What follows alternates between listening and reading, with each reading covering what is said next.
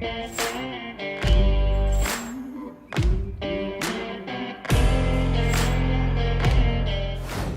dear solution partners, I'm Daria and welcome to the new episode of Mars Talks. Today I'm together with Mr. Adil Sami, who is the founder and CEO of Fortune Group of Companies. So first, we'd like to get to know you. First of all, thank you for having me today.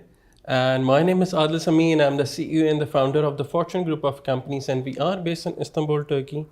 As you know, Daria, we have more than 7 to 8 different companies under the umbrella of the Fortune Group of Companies. We are working in the property sector, we are working in the finance sector, we are working in the construction sector, we are working in the advertisement and marketing, and list goes on. So far it's really good. Okay, perfect.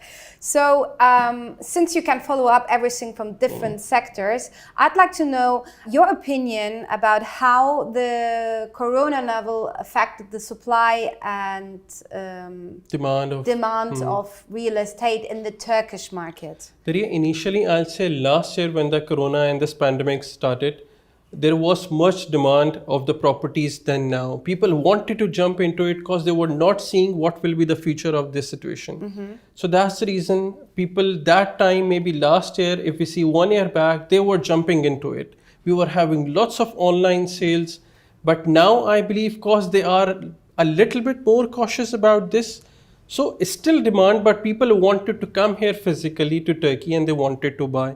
As you know, in 2018, 19, 20, we have 1.3 million properties sold out, then 1.4 million, 1.5 million in all over Turkey, and 97% were Turkish people, only 3% were the international people.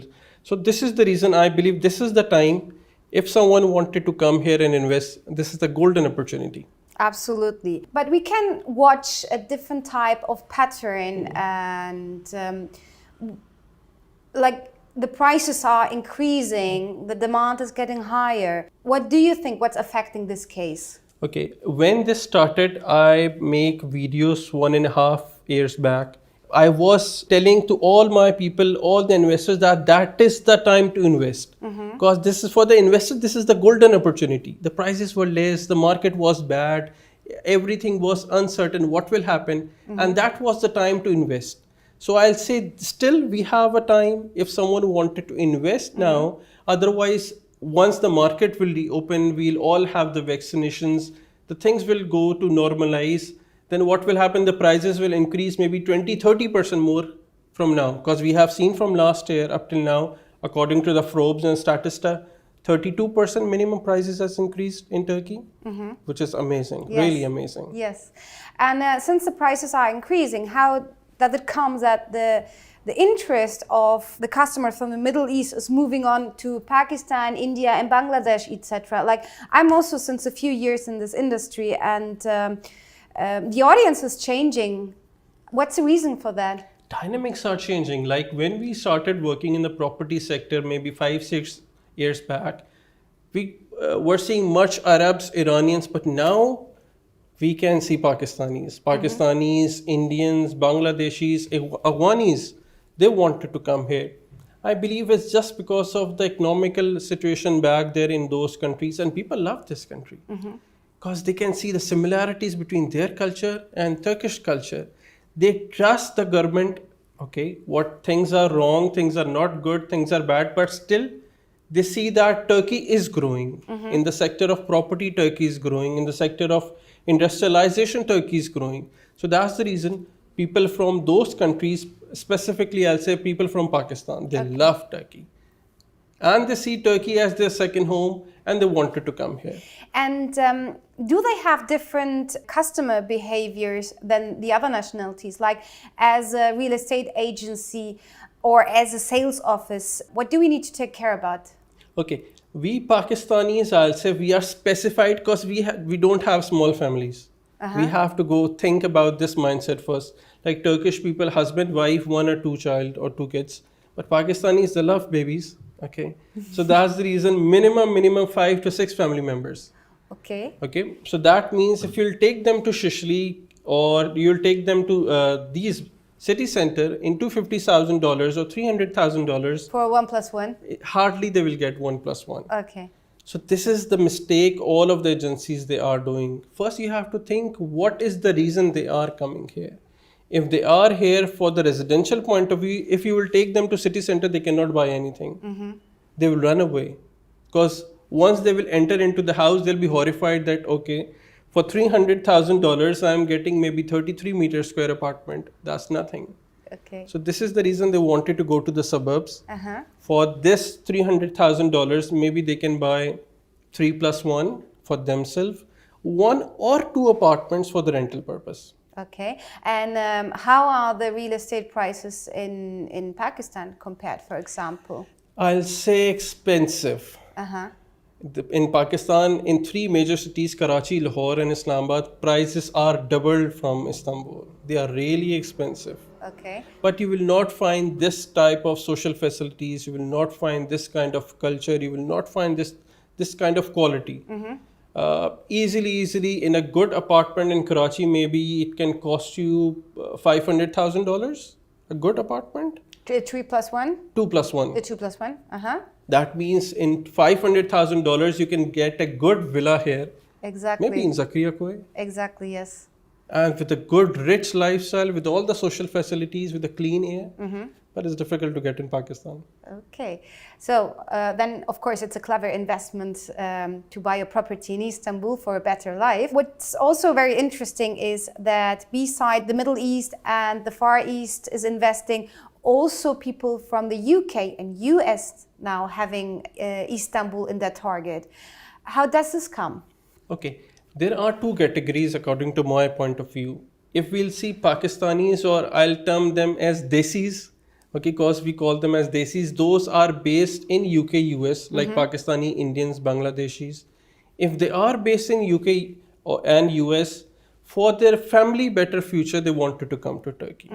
Like in last couple of years, what UK government is doing with them, or what they are seeing for the family, that's not good. So this is the reason I believe, though pro-Islamic people, pro-Islamic families, they want to come here for the better future of their kids, for the better future of their daughters, so they can be raised in an Islamic environment and an Islamic culture. And if we try to look at all this from a different point of view, what are they bringing to Turkey?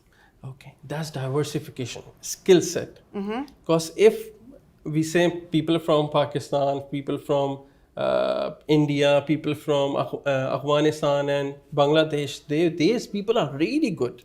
They have really technical mindset. And I believe for Turkish market, they can be really helpful. Yes. But it is the time for the Turkish market, how they can utilize them. Like if you see in NASA, if you see in Google, if you see in all the biggest companies, you will find these people. And they are working in one of the best positions. Absolutely. So this is our time, this is our thing, how we utilize these mindset into the correct way, so we can have and extract the best results from them. I think that's also a reason why Istanbul is turning into a techno hub, where big global companies are going to have their headquarters in Istanbul. And again, in that case, investing into the right property has the factor that we are close to this headquarters, right? Which regions are these in Istanbul? Like you said, 110% right, that Silicon Valley, okay, it was in US, it is in India. But those small Silicon Valley's companies, they are shifting it to Turkey because of the uncertain situation in India. We have seen in last couple of months, because of the religious riots, because of the state riots, different issues. But I believe Turkey, the things are calm.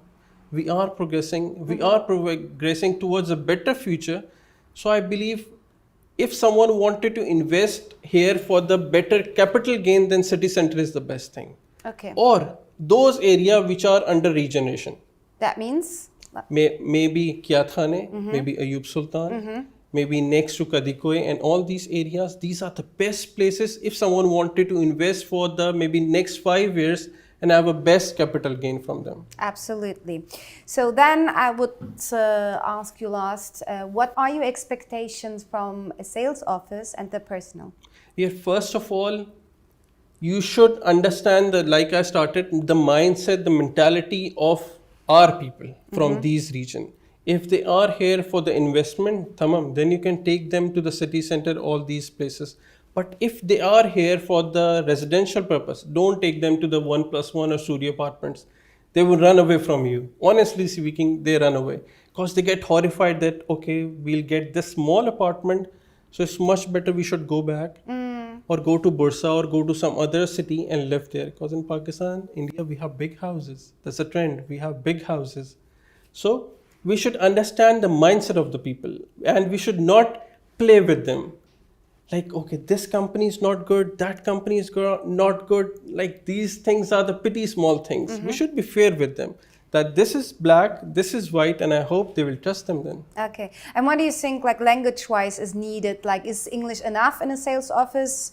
Or should they know also the national languages? Like, English is enough for them. Because in Pakistan, from your first class to your last classes, they teach us English. So English is enough, but people want to convey and to talk in their national language, like Urdu language. Yes. So if we found someone in our language, we can easily talk to them.